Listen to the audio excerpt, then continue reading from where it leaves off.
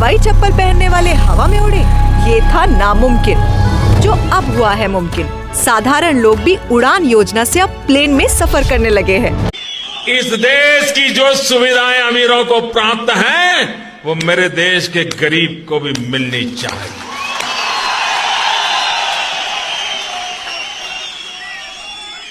जो सामान्य व्यक्ति हवाई चप्पल पहन करके घूमता है, वो मुझे हवाई जहाज में दिखना चाहिए।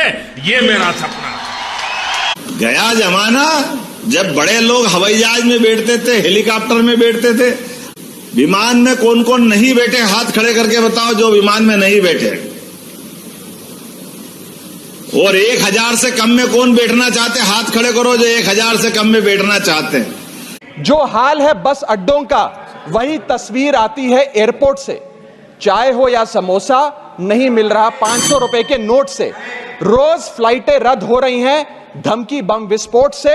आखिरी में सर, कब तक आम आदमी मरता रहेगा एयरपोर्ट की छत गिरने की चोट से? जनता की मुश्किलें तो पल भर में मिट जाएं अगर सरकार को फुर्सत मिल जाए चुनाव या वोट से। Thank you. इस देश की जो सुविधाएं अमीरों को प्राप्त हैं, वो मेरे देश के गरीब को भी मिलनी चाहिए।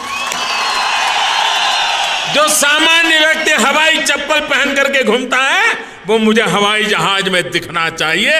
ये मेरा सपना है। नए सपने, नए संकल्प और कुछ करने की हिम्मत देश महसूस कर रहा है। देश के एक कोने से दूसरे कोने को जोड़ने का एक महाअभियान इससे हो रहा है। देश में सस्ती उड़ान की शुरुआत।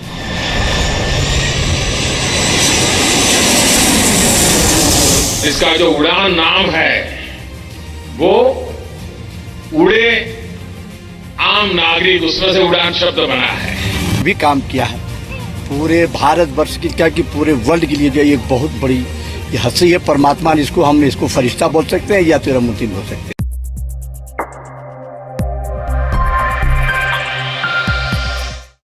सरकार लाई एक स्कीम जिसका नाम था उड़ान, जिसका फुल फॉर्म है उड़े देश का आम नागरिक। पर कैसे उड़े?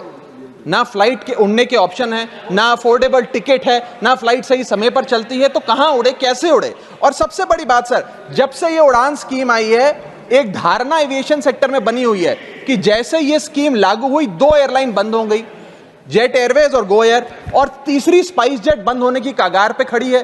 तो अब लोग ये भी कहने लगे हैं कि शायद उड़ान स्कीम एक बहुत बड़ा अपशगुन थी।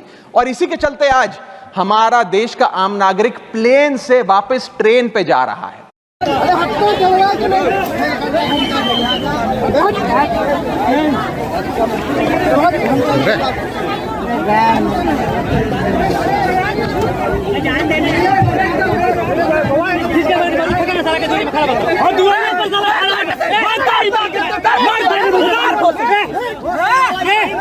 श्री राघव चड्ढा सर, वादा था कि हवाई चप्पल वालों को हवाई जहाज की सैर कराई जाएगी। आलम यह है सर कि बाटा कंपनी का जूता पहनने वाला भी आज हवाई जहाज की टिकट नहीं खरीद पा रहा है। Economy class is no more economical sir. मैं आज इस सदन में बहस पे आने से पहले अपने फ़ोन पर फ्लाइट के रेट चेक कर रहा था सर। अगर कल मुझे दिल्ली से बंबई जाना हो तो टिकट 14,000 रुपये की है, वन वे की सबसे सस्ती टिकट। दिल्ली से पटना जाना हो तो 12,000 रुपये की टिकट, दिल्ली से बैंगलोर जाना हो तो 16,000 रुपये की टिकट। और सर वो छोड़िए, संडे के दिन यानी कि परसों मैं अपने क्षेत्र पंजाब से दिल्ली आया, मोहाली एयरपोर्ट से, चंडीगढ़ एयरपोर्ट से मैंने फ़्लाइट ली और दिल्ली पहुंचा। उस फ्लाइट की टिकट 14,500 रुपये की थी। हम सांसदों को तो फ्लाइट की रीइंबर्समेंट मिल जाती है सर, आप उस आम नागरिक का सोचिए जो इस स्काई रॉकेटिंग एयर प्राइसेस से जूझ रहा है। और एक और दिलचस्प चीज़ है, एक ही सेक्टर की, एक ही दिन की सेम एयरलाइन जो अलग अलग समय पर उड़ती है, उसके भी रेट अलग है। आपको सुबह 10 बजे दिल्ली से बंबई जाना, उस एयरलाइन से उस तारीख पे आपको एक रेट मिलता है। 2 बजे की दोपहर की टिकट लेते हैं उसी एयरलाइन पे, उसी दिन पे वो उससे दोगुनी हो जाती है। न जाने क्या लॉजिक है सर। हमें इस देश में एयर यात्रा को लग्जरी ट्रैवल नहीं बनाना सर, आम ट्रैवल बनाना है, जैसे कि ट्रेन का है। और सबसे बड़ी बात सर, इस देश में जहाज में उड़ना और जहाज में उड़ के अपनी मंजिल तक पहुंचना आज भी इस देश की बहुत बड़ी आबादी के लिए एक सपना है। अगर ट्रैवल की रफ्तार बढ़ेगी तभी इस देश की रफ्तार बढ़ेगी। सर, दूसरा दर्द जो इस देश का आम आदमी रोज उससे जूझ रहा है वो है ओवर क्राउडेड एयरपोर्ट्स।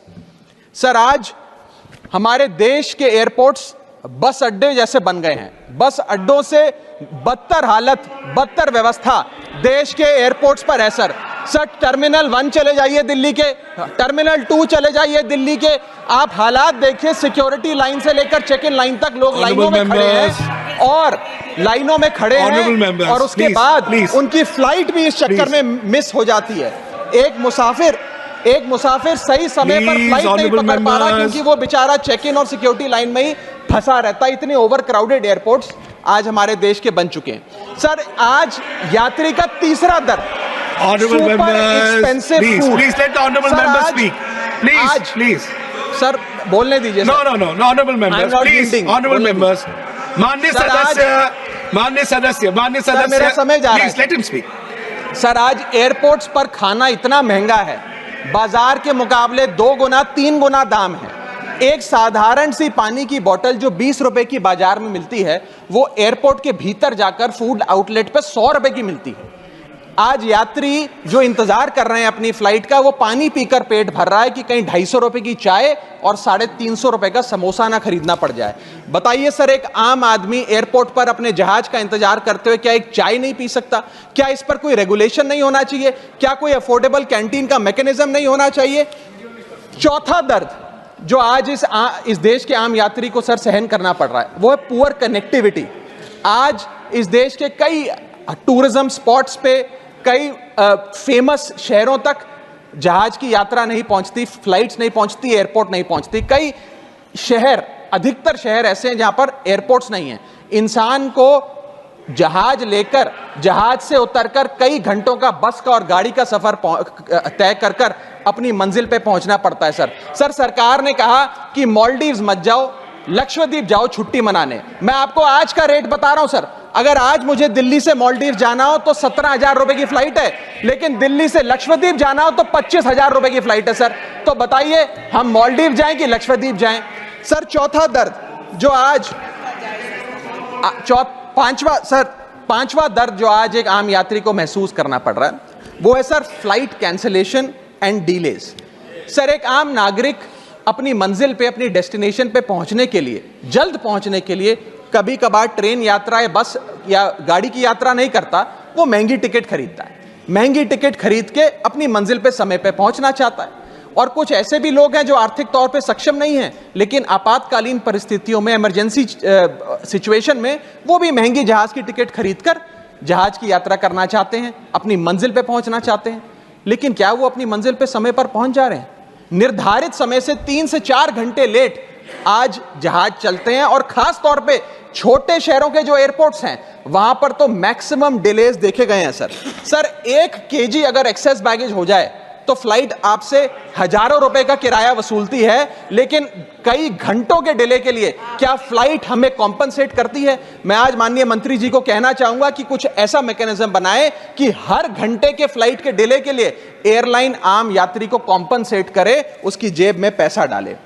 इसी के साथ साथ हर महीने एक चार्ट जारी होना चाहिए कि किस सेक्टर की कौन सी एयरलाइन ने कितने घंटे का डिले, किस सेक्टर की कौन सी एयरलाइन ने कितने घंटे का डिले यात्रियों को दिया। और इसी के साथ साथ सर, छठा दर्द जो आज के भारत देश के आम यात्री को महसूस करना पड़ रहा है सर, वो है लैक ऑफ अफोर्डेबल ऑप्शंस।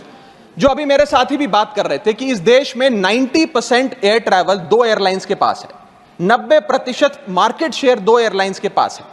यानी कि एक हमने कार्टेल क्रिएट कर दिया, डुओपोली क्रिएट कर दी, यानी कि वो मन चाहे दाम पे मन चाहे सर्विसेज देंगे क्योंकि कोई कंपटीशन ही नहीं है, कोई प्रतिस्पर्धा नहीं है। इतनी विशाल जनसंख्या वाला हमारा देश है और इतनी विशाल जनसंख्या वाले देश में मात्र 2 ही कंपनियां हमारा पूरा एविएशन सेक्टर चला रही हैं।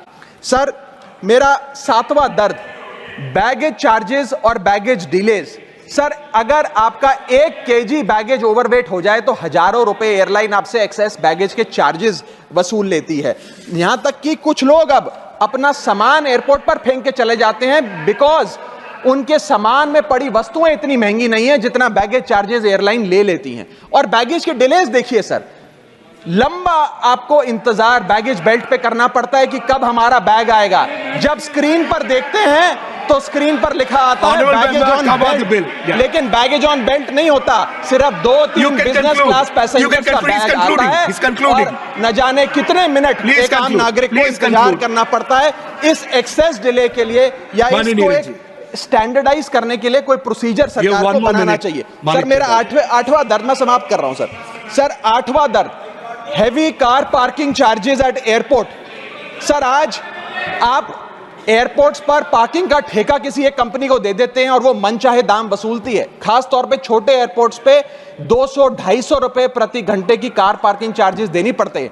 आज आप दिल्ली के एयरपोर्ट चले जाइए, 220 रुपए प्रति घंटा गाड़ी का चार्ज लगता है और अगर आपने कोई कैब टैक्सी बुक कर ली तो उसका भी मोटा बिल आता है, क्योंकि वो टैक्सी वाला भी expensive car parking charges, airport charges अपने बिल में जोड़कर आपको देता है। सर ये था दर्द फ्लाइट में चढ़ने से लेकर फ्लाइट में उतरने का। मैं अंत में 4 पंक्तियां सुनाकर अपनी वाणी को विराम दूंगा और आज इस देश के आम नागरिक, आम यात्री का दर्द इन पंक्तियों में आप तक पहुंचाने की कोशिश करूंगा। कहीं है लंबी लाइनें, कहीं चेक इन से पहले काउंटर बंद, कहीं स्लो चल रहा है सर्वर, कहीं इंटरनेट है मंद। महंगी टिकट के बाद भी यात्रा की कोई गारंटी नहीं, आपका सामान चाहे टूटे चाहे फूटे कोई वारंटी नहीं। जो हाल है बस अड्डों का वही तस्वीर आती है एयरपोर्ट से। चाय हो या समोसा नहीं मिल रहा 500 रुपए के नोट से। रोज फ्लाइटें रद्द हो रही हैं धमकी बम विस्फोट से। आखिरी में सर, कब तक आम आदमी मरता रहेगा एयरपोर्ट की छत गिरने की चोट से? जनता की मुश्किलें तो पल भर में मिट जाएं अगर सरकार को फुर्सत मिल जाए चुनाव या वोट से। Thank you. प्रधानमंत्री जी ने पहले कहा था कि अब हवाई चप्पल पहनने वाला भी हवाई जहाज की यात्रा करेगा।